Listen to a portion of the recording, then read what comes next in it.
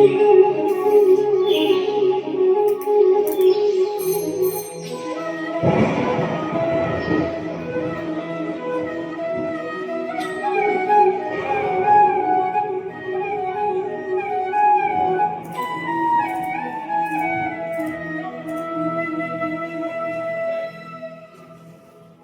देवी सर्वभूतेषु विद्यारूपेण संस्थिता नमस्तस्यै नमस्तस्यै नमस्तस्यै नमो नमः। या देवी सर्वभूतेषु लक्ष्मीरूपेण संस्थिता नमस्तस्यै नमस्तस्यै नमस्तस्यै नमो नमः।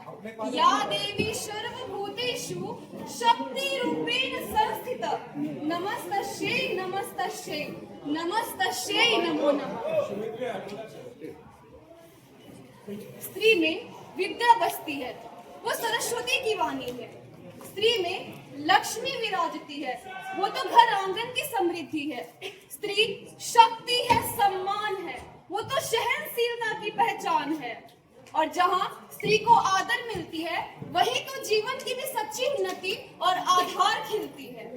लेकिन क्या जब वो आदर अपमान में बदल जाए, वो अपमान धर्म में बदल जाए और वो धर्म युद्ध महाभारत में बदल जाए, तो आइए सुनते हैं द्रौपदी की व्यथा का शौर्य की।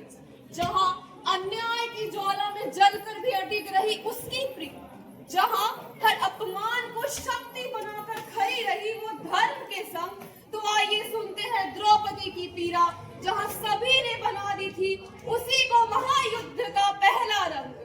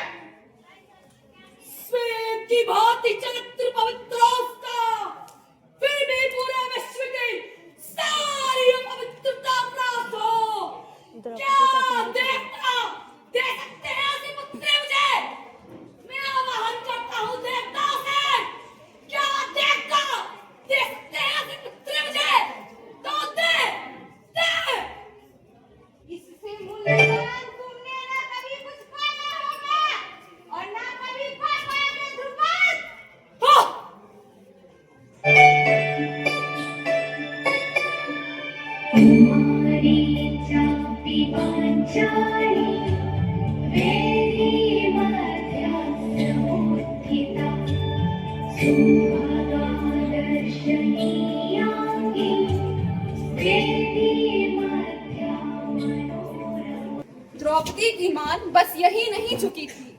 धनुष उठते ही स्वयंवर में भाग्य की रेखाएं चमक उठी थी। अर्जुन का तीर लगा तो द्रौपदी के जीवन की दिशा ही बदल गई। पर घर पहुंचकर कुंती की एक मासूम सी आज्ञा ने सब कुछ बांटा और सब देखते रह गए कैसे एक वचन ने इतिहास की धारा मोड़ी। फिर भी स्वीकार लिया, द्रौपदी ने नियति की देखी। द्रौपदी की मान बस यही नहीं झुकी थी।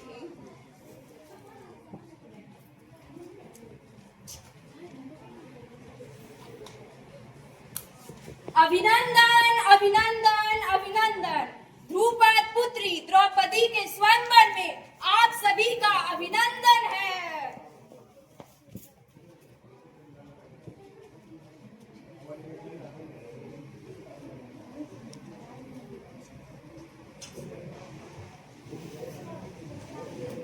विश्व में ऐसा कोई कार्य नहीं जो मुझसे ना हो सके।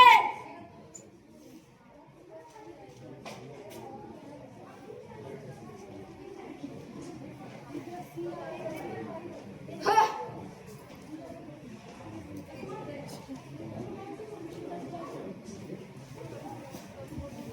क्या कोई नहीं है ऐसा भी जो ये कर सके?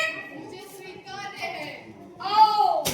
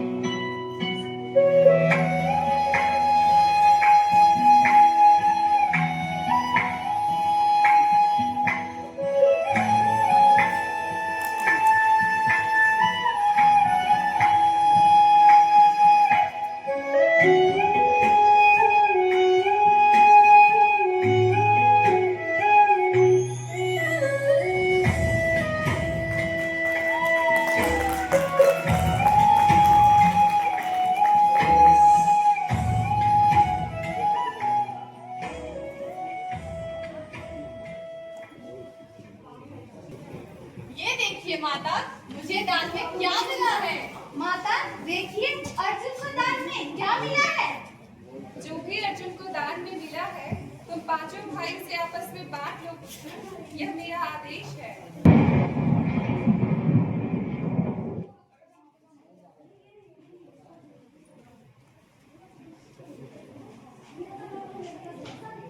क्या हुआ पुत्र?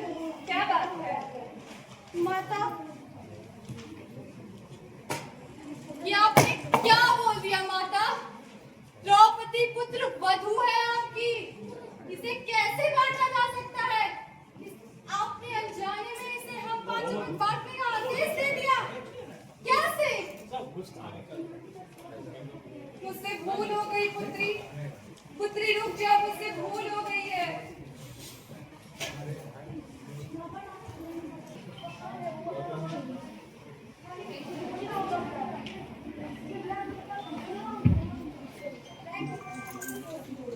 मुझे क्षमा कर दो पुत्री, मुझसे बहुत बड़ी भूल हो गई। मुझे ये ध्यान नहीं था कि मेरे पुत्र संकट में जाएंगे और अर्जुन यह प्रतियोगिता जीत जाएगा। मैं तुम्हारी अपराधी हूँ पुत्री, मुझे क्षमा कर दो। क्या आपको अपनी योजनाओं पे इतना विश्वास था देवी कुंती? क्या आपके पुत्र इतने सामर्थ्य है कि वे भाग्य और नियति दोनों को पार करके आपकी योजनाओं को सफल कर सकते हैं?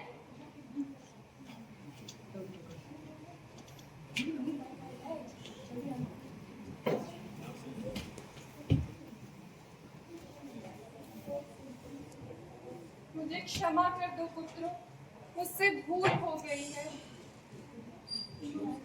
माता, बिना विचार किए मुख से वाणी निकालने वाले व्यक्ति को पाप लगता है माता, पाप।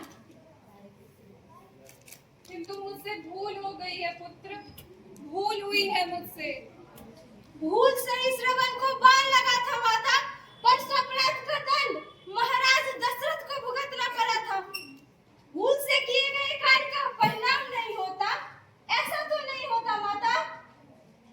धर्म संकट का मार्ग हमेशा तपस्या से पूर्ण होता है। हम सब ने सोचा और निर्णय ले लिया है माता, हम सब संन्यास धारण करेंगे। अर्जुन का कर्तव्य है वो राजकुमारी से विवाह करे और हम चार भाई संन्यास धारण करेंगे। यही मार्ग ढूंढना है आप लोगों ने इस परिस्थिति का। अरे पुत्रों, हाँ पुत्री, तुम्हारे साथ किसी प्रकार का अन्याय नहीं होगा। मेरे पुत्रों ने यह निर्णय लिया है कि तुम्हारा विवाह अर्जुन के साथ होगा और मेरे बाकी के पुत्र संन्यास ले लेंगे। संन्यास तो साहस का मार्ग है माता, किंतु भाग्य से छिपने का स्थान नहीं। मैं महाराज पांडु के वश का दुर्भाग्य किस प्रकार बन सकती हूँ माता, किस प्रकार? आपने मुझे अनजाने में अपने पांचों पुत्रों में बांट दिया। मैं आपके इस भूल को अपनी नियति मानती हूँ और मैं पांडु पुत्रों से विवाह करने को तैयार हूँ। असंभव राजकुमारी, असंभव।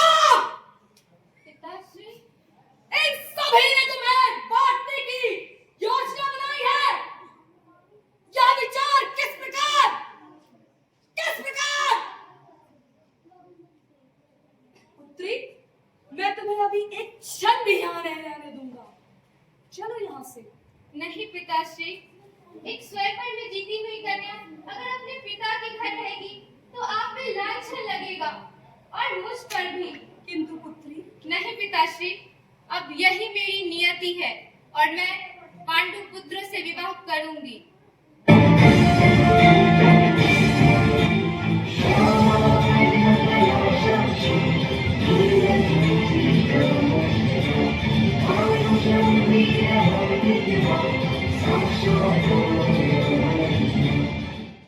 द्रौपदी की मान बस यही नहीं झुकी थी।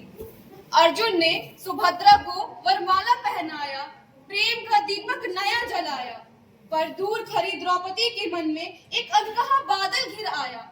सब समझ रहे थे, वह कुछ न बोली, फिर भी स्वीकार लिया उसने नियति की देखी। द्रौपदी की मान बस यही नहीं झुकी थी।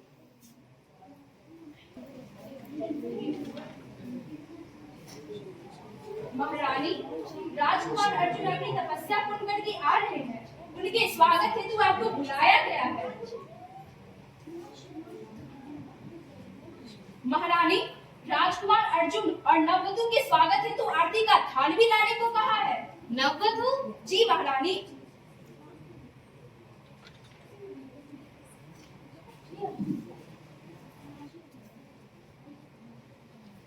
आर्य, आपने विवाह के वचन को भंग किया है। आपने मेरा विश्वास तोड़ा है। आपको और आपकी पत्नी को नगर में प्रवेश करने की अनुमति नहीं है। द्रौपदी!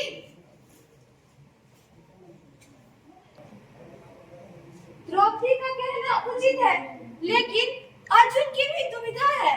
जी भ्राताश्री, पांचाली अवश्य समझेंगी।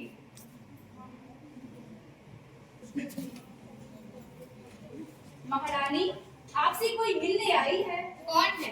खुद को ग्वालियर बता रही है। भेज दो उसे। जी महारानी।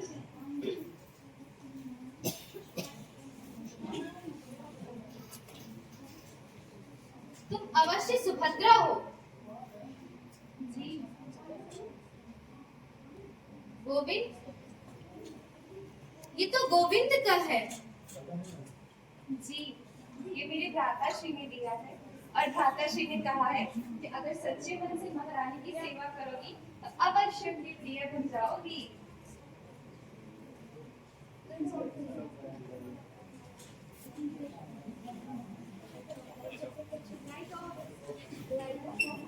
द्रौपदी की मान बस यही नहीं झुकी थी। सभा सजी थी, पासा चला था, न्याय मौन थी, धर्म चला था। एक नारी खड़ी थी अकेली, पर उसकी लाज नहीं डरी थी। स्मरण हुआ जब केशव का नाम, अपमान वही हो गए विराम। उस एक पुकार से जग ने जाना, स्त्री का सम्मान सबसे महान, स्त्री का सम्मान सबसे महान। कहानी यही इतिहास लिखी थी। द्रौपदी की मान बस यही नहीं झुकी थी।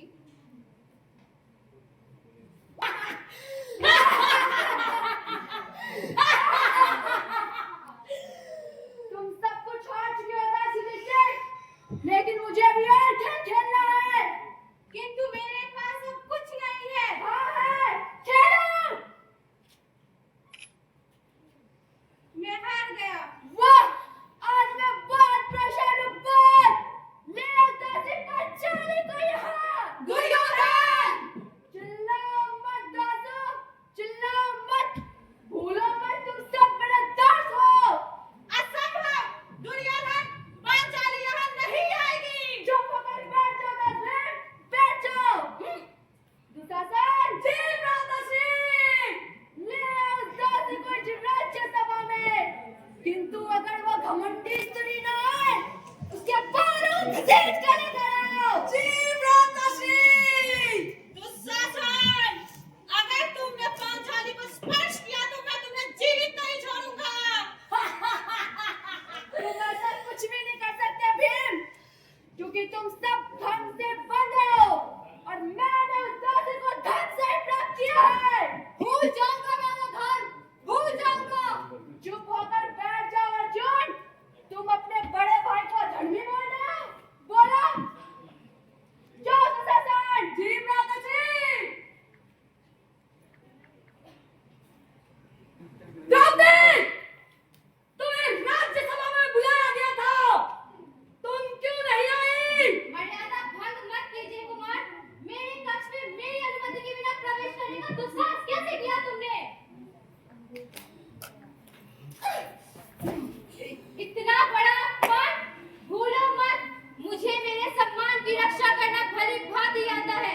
अगर मुझे राज्यसभा में ले ही जाना है तो महारानी की उपस्थिति में लेकर जाना।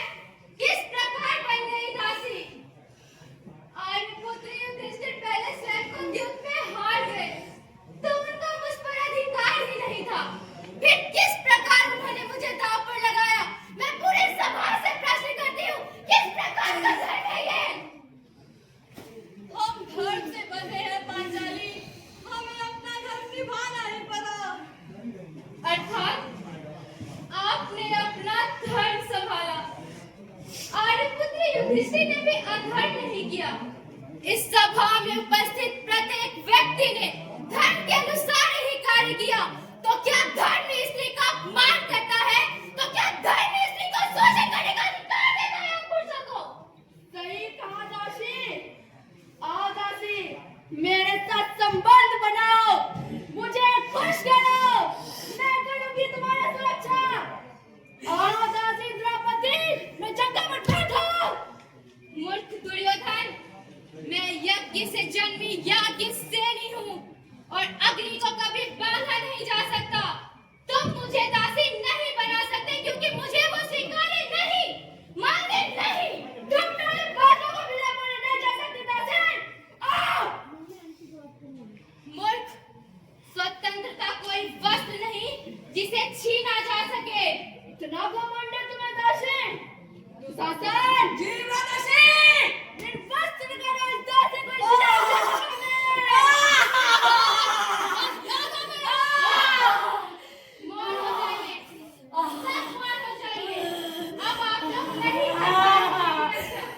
अब अगर मेरी रक्षा होनी होगी तो स्वयं ईश्वर करेंगे।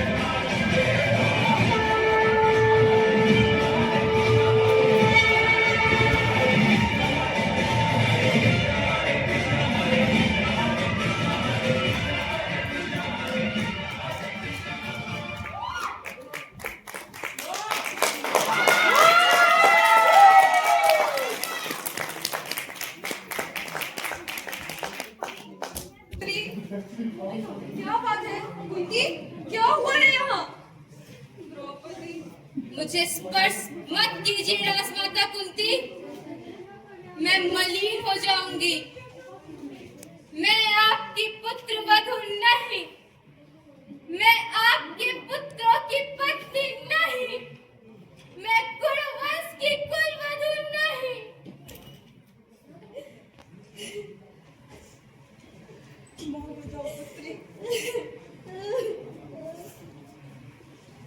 महाराज धृतराष्ट्र, जाइए, एक बार फिर आपके अनुज पांडु की परिवार ने आप पर उपकार किया। जाइए, सुख भोगिए, किंतु स्मरण रहे, जिस दिन मेरे पुत्र स्वतंत्र होंगे, उस दिन आपके सुखों का अंत होगा।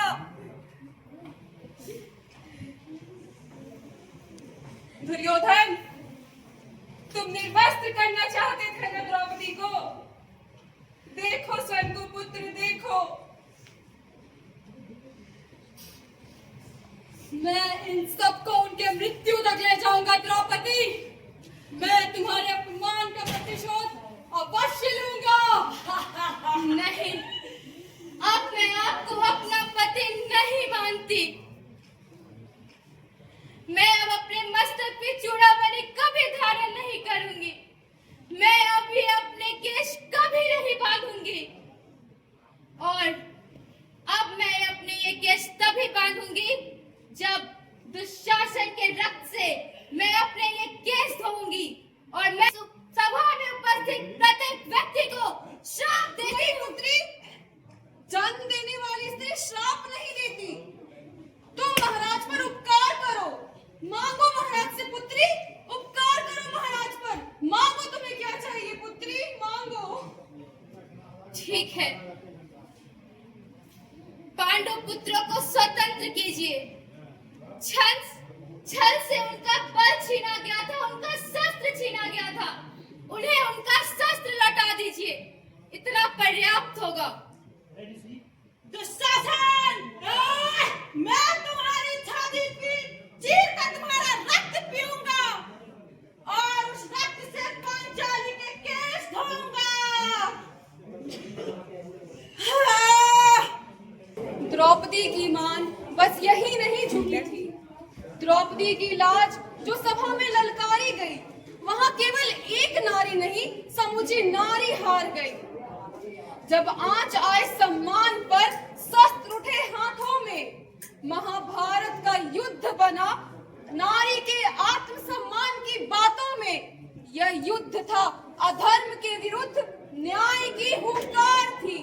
द्रौपदी का सम्मान ही इस युद्ध का अधिकार थी।